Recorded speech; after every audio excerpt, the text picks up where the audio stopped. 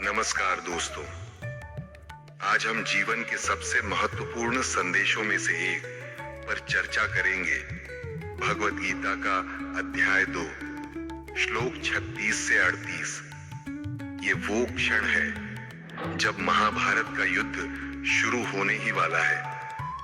कुरुक्षेत्र की भूमि पर अर्जुन का मन कर्तव्य और मोह के बीच फंस गया है। उसके सामने अपने सगे संबंधी, गुरुजन और मित्र खड़े हैं जिनसे उसे युद्ध करना है। वह सोचता है, क्या अपनों को मारना उचित है? क्या मैं अपना कर्तव्य निभा रहा हूं या पाप कर रहा हूं? इसी समय भगवान श्री कृष्ण अर्जुन को वो ज्ञान देते हैं जो न सिर्फ युद्ध भूमि पर बल्कि जीवन के हर क्षेत्र में लागू होता है। ये 3 श्लोक हमें सिखाते हैं सम्मान का महत्व, कर्तव्य की प्राथमिकता और मन का संभाव। तो आइए क्रम से इन श्लोकों को समझते हैं।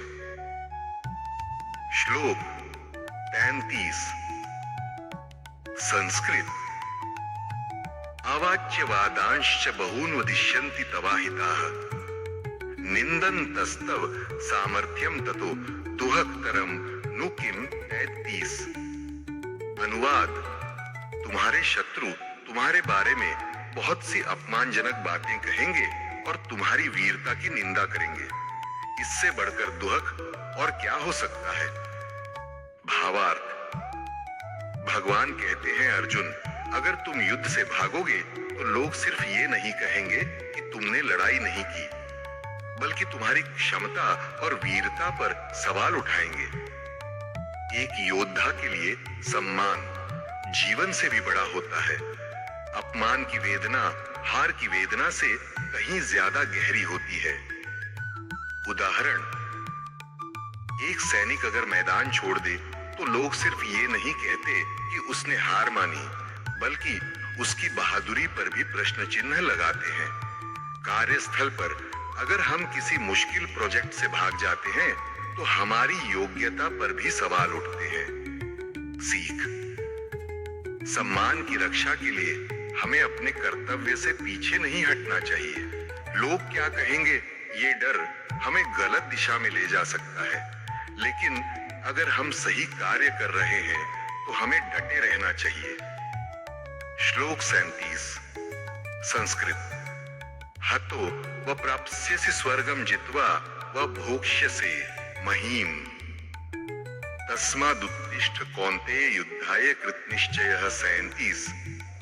कृतनिश्चयः, दृढ़ निश्चय करो। हिंदी अनुवाद।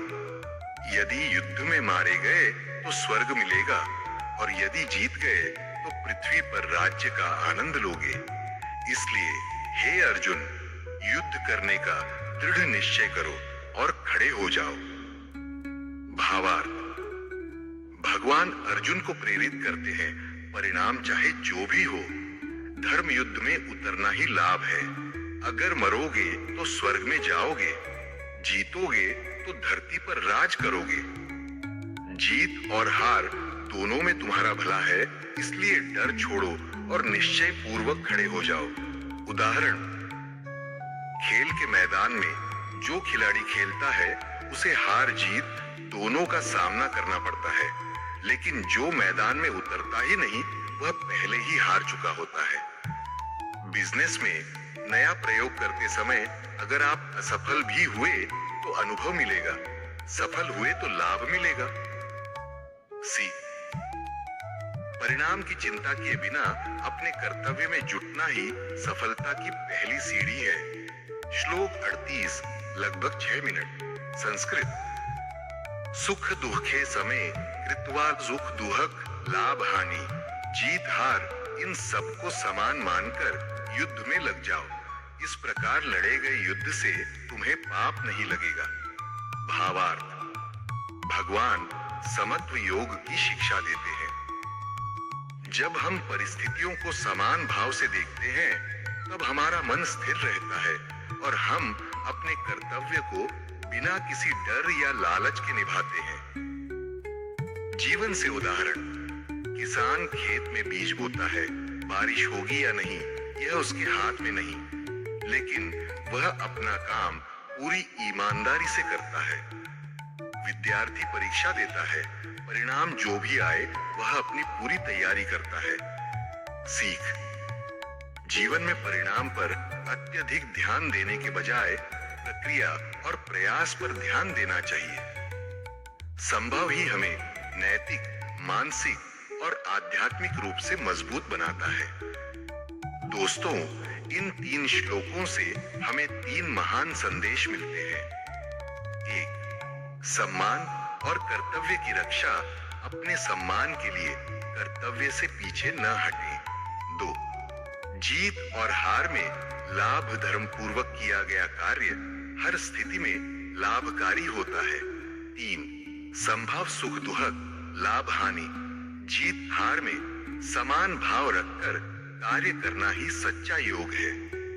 जीवन की रणभूमि में भी हमें अर्जुन की तरह खड़ा होना होगा, डर के बिना, परिणाम की चिंता के बिना, सिर्फ अपने कर्तव्य और धर्म के लिए, क्योंकि अंत में जीत और हार से बड़ा है हमारा प्रयास।